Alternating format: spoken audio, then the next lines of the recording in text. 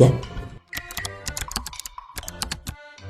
Nah, iya nih, menarik nih. Jadi ya Sobat Jere, influenza itu memang banyak sekali ya sekarang sedang menyebar, terutama kalau sekarang cuacanya sedang lagi dingin, musim hujan seperti ini, dan bisa saja tertular ke kita. Nah, kalau misalnya kita termasuk orang yang imunokompeten dalam arti masih muda, atau misalnya tidak ada kondisi morbid penyakit yang lain, bisa saja influenza ini tidak berat dan bisa sembuh sendiri tanpa pengobatan yang spesifik. Tapi kalau misalnya usianya sudah lanjut, atau misalnya banyak penyakit, misalnya seperti punya diabetes yang tidak terkendali, hipertensi ataupun sakit jantung, bisa saja menjadi berat dan bahkan kita harus sampai dirawat, bahkan harus sampai ke ICU.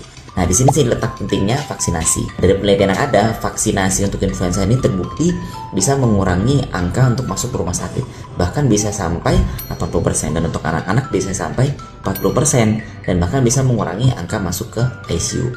Nah, ini khusus untuk orang-orang yang masih usianya sudah lanjut ya, yang dimana dia imunnya sudah turun ya, atau penyakit-penyakit yang berkomplikasi, misalnya punya komorbid seperti diabetes, hipertensi, itu dengan vaksinasi bisa saja angka masuk ke rumah sakitnya bisa turun.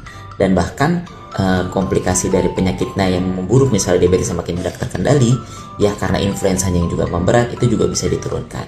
Nah, makanya Sobat Nutrire semua yang mungkin memang termasuk dalam golongan yang seperti ini, jangan lupa untuk vaksinasi di musim hujan ini supaya bisa mendapatkan proteksi yang baik.